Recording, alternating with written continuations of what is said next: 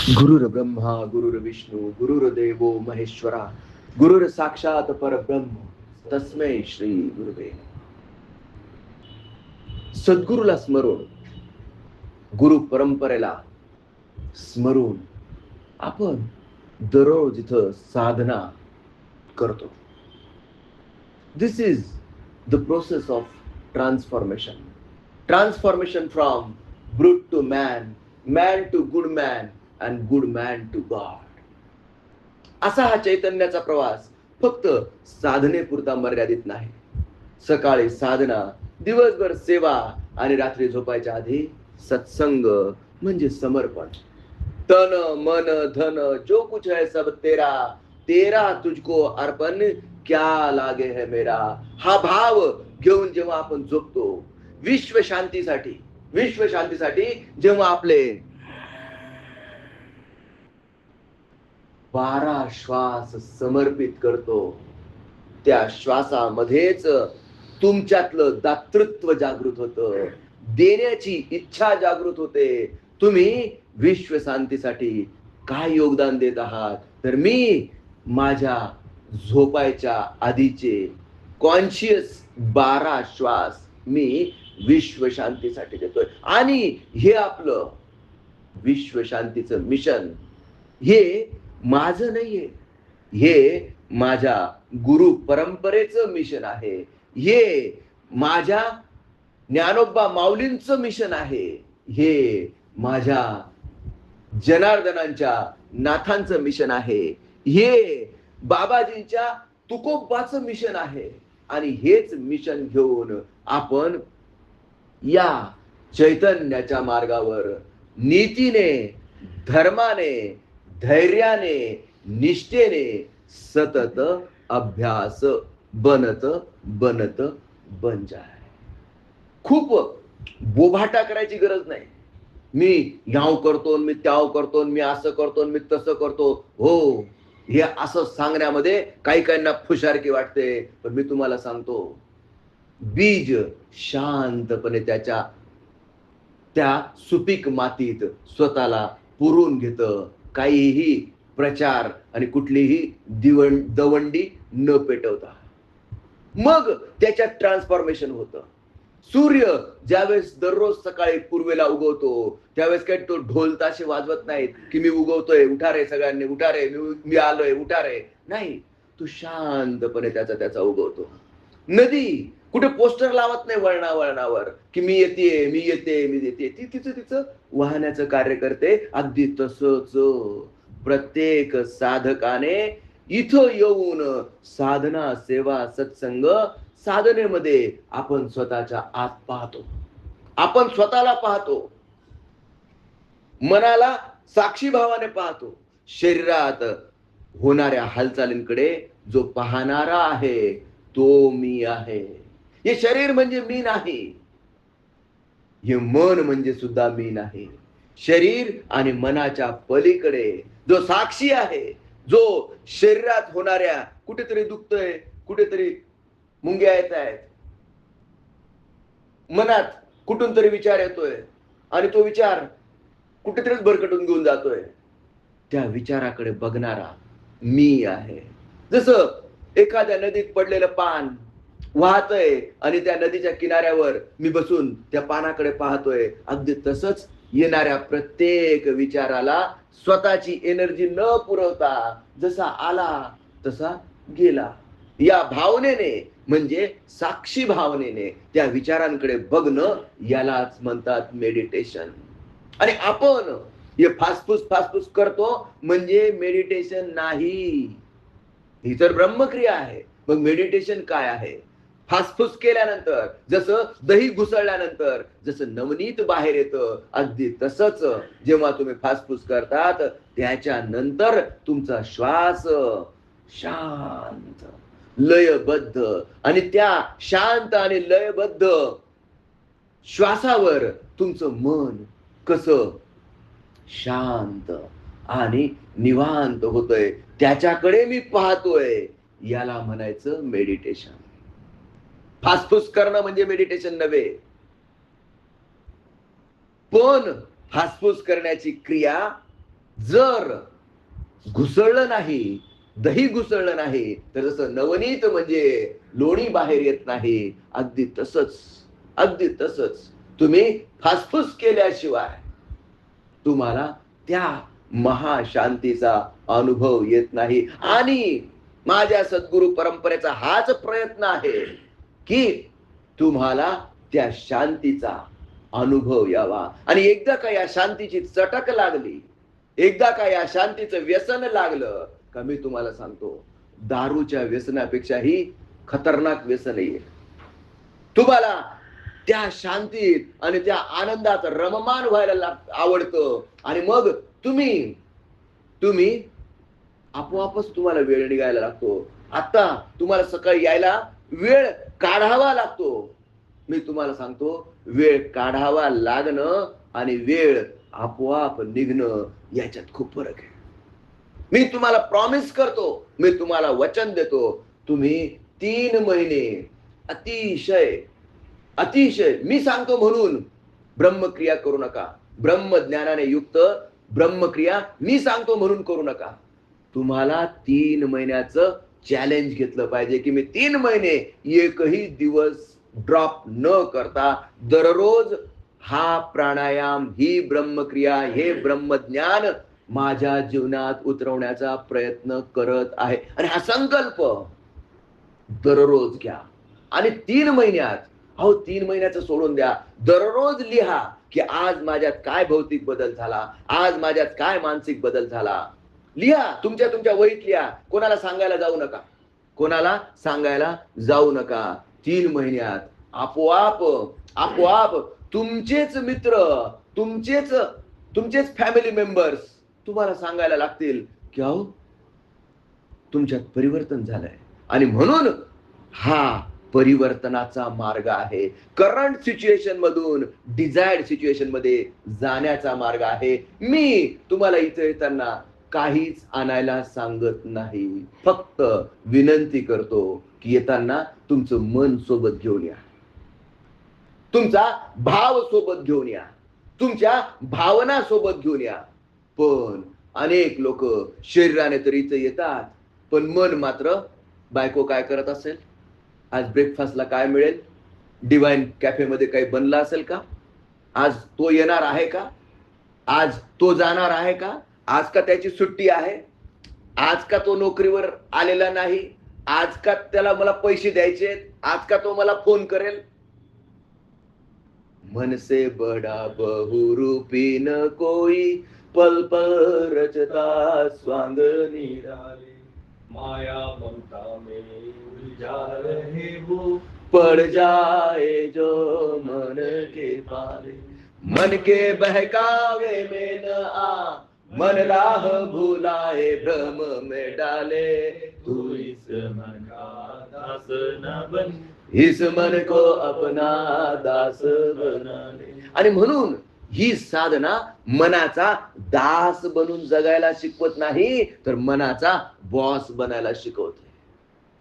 मनाचा बॉस. एकदा प्रयत्न करून तर बघा, एकदा जागृत होऊन तर बघा, काय चमत्कार घडतो. माझ्या आयुष्यात घडला, अरे अनेकांच्या आयुष्यात घडून राहिला, अनेकांच्या आयुष्यात घडून राहिला. आणि ह्या चमत्काराचे तुम्ही साक्षी बना. काय म्हणतोय, या चमत्काराचे तुम्ही साक्षी बना. ज्या चमत्काराचे साक्षी ते नशीबवान बनले होते, ते नशीबवान लोक होते थोडे थोडके, की जेव्हा ज्ञानोबा माऊलींनी निर्जीव भिंत चालवली.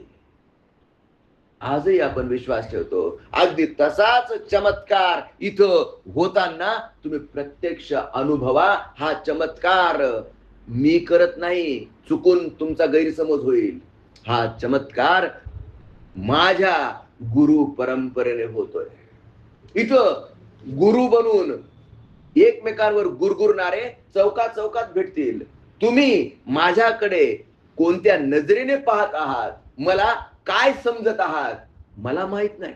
मला माहित नाही. कोणी मला त्याचा बाप समजत असेल, कोणी मला तिचा नवरा समजत असेल, कुणी मला स्वतःचा मुलगा समजत असेल, कुणी मला मित्र समजत असेल, कुणी मला बॉस समजत असेल, कुणी मला माणूस म्हणत असेल. तर कुणी मला व्यक्ती तितक्या प्रकृती, कुणी मला काय म्हणावं हे माझ्या हातात नाही. पण मी छाती ठोकून तुम्हाला सांगतो, मी कोणाचा गुरु नाही, कोणी माझा शिष्य नाही. मी आहे माझ्या सद्गुरूचा इमानदार शिष्य आणि इमानदारीने या चैतन्याच्या मार्गावर चालतो. आणि जे जे आपणाशी ठावे ते ते सर्वांना सांगावे, ज्ञानी करुणी सोडावे सकळ जन. इथं मला गुरु तयार करायचे नाहीत, कारण गुरु बनणं किंवा गुरु बनवणं सोपं आहे, सोपं आहे, अजिबात अवघड नाही. पण खरा शिष्य तयार झाला पाहिजे, त्या शिष्यामध्ये खरं शिष्यत्व प्रकट झालं पाहिजे. मी तुला दारू प्यायला शिकवली, झालं मी तुझा गुरु, काही विशेष गोष्ट नाहीये, काही विशेष गोष्ट नाहीये. पण एखाद्या व्यक्तीमध्ये शिष्यत्व प्रकट होणं, शिष्यत्व प्रकट होणं, जसं जसं शिष्यत्व वाढायला लागतं, बहरायला लागतं, जसं जसं सद्गुण, दया, प्रेम, भक्ती, श्रद्धा आणि आनंद त्याच्यात वृद्धिंगत होतो, अगदी तसंच त्याच्यातलं गुरुत्वाकर्षण वाढतं. त्याच्यातलं गुरुत्वाकर्षण वाढतं म्हणजे काय, इतरांना आकर्षित करून घेण्याची क्षमता वाढते. नीट समजून घ्या. आणि न मागताच आपोआपच त्याला गुरुपद प्राप्त होतं. पण सावध राहिलं पाहिजे, सावध राहिलं पाहिजे प्रत्येक क्षणाला. मी म्हणतो, कोणीही गुरु बनण्याचा प्रयत्न करू नका. गुरु बनण्याचा प्रयत्न केला की त्याच्यातच पतन आहे. कारण गुरु म्हणजे काय, मस्त आहे ना, छान आहे, कोणीतरी दक्षिणा आणून देतं, आपल्या घराची ऑटोमॅटिक काळजी घेतली जाते, पोटा पाण्याकरता कष्ट करायची गरज नाही, दक्षिणा कोणीतरी देतं, कोणीतरी मस्तपैकी, हा आमचे सद्गुरू, त्यांना पेढे आवडतात म्हणून पेढे घेऊन जा, त्यांना फळं आवडतात म्हणून फळं घेऊन जा, त्यांना आंबे आवडतात म्हणून त्यांना आंबे घेऊन जा, त्यांना सुगंध आवडतो म्हणून अत्तर घेऊन जा. आणि मग त्यांची चरण सेवा करा. चरण सेवा करता करता करता हळू त्या व्यक्तीला, जो गुरुपदावर विराजमान झालेला आहे, त्याला पण त्याची सवय होऊन जाते. आणि मग हळू पायांपासून वर येता येता येता येता कधी शरीर सुखात लडबडून जातात. एखाद्या माशीला वाटतं की मी या मधाचा फक्त कडेकडेने चाटते मधाला, पण ते मध चिकट असतं हे त्या बिचाऱ्याला माहिती नसतं. आणि मग जास्त मध मिळवण्याच्या नादात कधी काठावरून मध्ये निघून गेले, तिला कळलंच नाही, आणि कधी त्या मधामध्ये लडबडून गेली आणि कधी जेलमध्ये गेली, हे तिलाही कळलं नाही. विषय नीट समजून घ्या, विषय खूप गहन आहे. म्हणून म्हणतो साधना सेवा सत्संगाच्या मार्गावर चालल्याने तुमचं गुरुत्वाकर्षण वाढणारच आहे, तुमचं गुरुत्वाकर्षण वाढणारच आहे. पण साधनेच्या या काळात पहिले बद्ध असतात. बद्ध म्हणजे काय, कसलाच गंध नाही, मी कोण आहे काही घेणं देणं नाही, मी कुठून आलेलो आहे मला माहित नाही, मला काय करायचंय अजिबातच माहित नाही, जसं होईल तसं होईल. वडिलांनी सांगितलं 10वीला अभ्यास कर, अभ्यास केला, मार्क मिळाले, मग MBBS ला ऍडमिशन मिळालं, MBBS ला गेलो, डॉक्टर होऊन गेलो, काय करायचं माहितच नाही, काय करायचं माहितच नाही. कोणी इंजिनियर होऊन गेलं, काय करायचं माहितच नाही. सगळे लोक लग्न करतात म्हणून लग्न करून घेतलं, आपोआप मुलं होऊन जातात, आणि मग या मुलांच्या संगोपनात आयुष्य व्यतीत होऊन जातं. आणि मी कोण आहे, मी कशासाठी इथं आहे, आणि मी इथून कुठे जाणार आहे याचा विचार करायला वेळच मिळाला नाही. पण जो खरा जिज्ञासू आहे त्याच्यात मुमुक्षुत्व जागृत होतं. मुमुक्षुत्व जागृत होणं म्हणजे मी माणूस आहे, या 84 लक्ष योनींमध्ये माणूस वेगळा आहे. आणि कशामुळे वेगळा आहे, कारण बाकीचे सगळे प्राणी भय, आहार, मैथून आणि निद्रा, फक्त मनुष्य एकमेव प्राणी या 84 लक्ष योनी मधला एक आहे की ज्याच्या जवळ विवेक आहे. तो स्वतःला प्रश्न विचारून पाहतो की मी कोण आहे. हत्तीला कधी प्रश्न पडत नाही की मी कोण आहे, वाघाला कधी प्रश्न पडत नाही की मी कोण आहे आणि मी कुठून आलेलो आहे आणि मी कुठे जाणार आहे. नाही, त्याच्याजवळ ते विवेक नाही. विवेक फक्त मनुष्य प्राण्याजवळ आहे. आणि म्हणून मनुष्य देहाची या ज्ञाने सच्चिदानंद पदवी घेणे एवढा अधिकार नारायणे कृपा दृष्टे दिला. नारायणाने 84 लक्ष योनींकडे बघितलं आणि कोणत्या योनीला हा अधिकार दिलेला आहे? फक्त आणि फक्त मनुष्याला. The only purpose of man sojourn on this planet earth is to seek for the God. भगवंताच्या प्राप्तीसाठी प्रयत्न करणे या एकमेव उद्दिष्टाकरता तुमचं आमचं अस्तित्व आहे. पण आपण काय करतो? आपण गाडी घेतो, आपण बंगला बांधतो, आपण लग्न करतो, आपल्याला पोरं होतात, मग आपल्याला नातवंड होतात, नातवंड मांडीवर बसतात, चिरचिर हाकतात, मग दवाखान्यात जातो, मग दवाखान्यातून ट्रीटमेंट घेतो, हॉस्पिटलचे बिल भरतो आणि मग असं सेलिब्रेट करता करता करता करता तेव्हा बाल्य वेचिले खेळण्यामध्ये तुझन पूजिले यौवनी कधी. बाल्य वेचिले खेळण्यामध्ये तुझन पूजिले यौवनी कधी. वार्धकी तनु होई जर्जरा, वार्धकी तनु होई जर्जरा. धाव पाव रे त्र्यंबकेश्वरा, धाव पाव रे त्र्यंबकेश्वरा. आप्त सोय रे स्वार्थ जाणिती, इष्ट मित्र ते गोड बोलती. आप्त सोय रे स्वार्थ जाणिती, इष्ट मित्र ते गोड बोलती. अंती एकला तुझी प्रभुवरा, अंती एकला तुझे ईश्वरा. धाव पाव रे त्र्यंबकेश्वरा, धाव पाव रे हे महेश्वरा. बघा बघा, शांतपणे विचार करून बघा की 84 लक्ष योनींमध्ये मनुष्य म्हणून मी वेगळा आहे आणि मी फक्त भय, आहार, मैथून आणि निद्रा नाही नाही नाही नाही. मी म्हणतो जर 100 वर्ष आयुष्य आपल्याला मिळालेले आहे तर पहिले 25 वर्ष नॉलेज, पॉवर, विजडम, स्किल जमा करा. 25 ते 50 गृहस्थाश्रमाचा आनंद घ्या. पैसे कमवा, पण कसे? नीतीने आणि धर्माने. संसार करावा नेटका, दिसू देऊ नये कुठे फाटका, परमार्थाचा चुटका असू द्यावा. आणि 50 नंतर याच संसारातली आसक्ती हळू हळू कमी करा. कारण तुम्ही सोडलं नाही तर ही प्रकृती तुम्हाला सोडायला भाग पाडते. दात पडून जातात, कानाने ऐकायला येत नाही, डोळ्याला कॅट्रॅक्ट होऊन जातं. अरे प्रकृती तुम्हाला सावध करते की उठ उठ, जागृत हो. एवढा संसार केला, 75 वर्ष होऊन गेलेत आणि तरीही तिसरं लग्न करायचा तुझा मोह सुटत नाही. 75 नसतील, 60-62 असतील, फरक काही पडत नाही. पण जिथं वानप्रस्थाश्रम सुरू व्हायला पाहिजे तिथं तुम्ही नवीन इनिंग चालू करताय. आत्मपरीक्षण केलं पाहिजे. काय आवश्यकता आहे, कशाची आवश्यकता आहे, कारण तुम्हाला माहितच नाही की मी कोण आहे. आवत जावत कोई न देखे ये है बड़ा अचंबा. काय?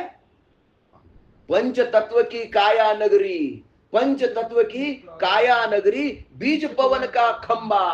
आवत जावत कोई न देखे यह है बड़ा अचंबा. गोरखनाथ म्हणतात. किती मूर्ख आहेत हे लोक. कसं वेड लागलंय जगाला, देव म्हणती भलत्याला. अरे किती वेड्यांचा बाजार आहे हा. की पंचतत्व की काया नगरी. पंचतत्व म्हणजे काय? पृथ्वी, आप, तेज, वायू आणि आकाश. या पंचतत्वांची काया नगरी आहे. हे शरीर पंचतत्वांपासून बनलेलं आहे. बीज पवन का खंबा, आवत जावत कोई न देखे यह है बडा अचंबा. आणि माझी गुरु परंपरा तुम्हाला प्रेरित करत आहे या श्वासाला. या श्वासातूनच तुमच्या जागृतीचा मार्ग सुरू होतो. आणि स्वतः जागृत होऊन अर्थ पीस, विश्व शांती थ्रू सेल्फ पीस.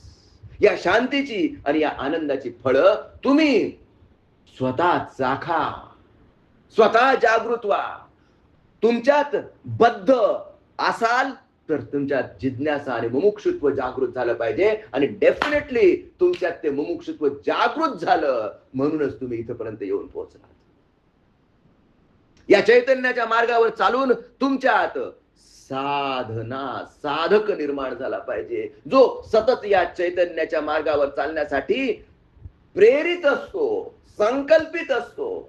सदा सर्व काळ मी या चैतन्याचा मार्ग म्हणजे साधना, सेवा, सत्संगापासून पदच्युत होणार नाही, जो प्रत्येक क्षणाला आणि प्रत्येक श्वासाबरोबर स्वतःशी शपथ घेतो, त्याला मी म्हणतो साधक, खरा साधक. आणि जो खरा साधक आहे तो या चैतन्याच्या मार्गावर चालून एक दिवस सिद्ध बनल्याशिवाय राहत नाही. म्हणजे बद्ध, मुमुक्षु, साधक आणि सिद्ध तुम्हाला समजलं. पण हे आपोआप जमत नाही. जे मी बोलतोय ते ह्या कानाने ऐकून त्या कानाने सोडून दिलं. नळी फुंकली सोनारे, इकडून तिकडे गेले वारे, असं होऊ देऊ नका.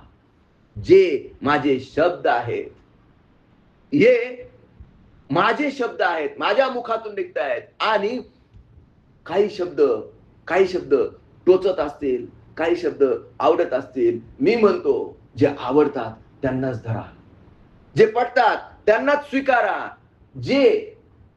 जे आवडले नाहीत, जे टोचलेत त्यांना सोडून द्या,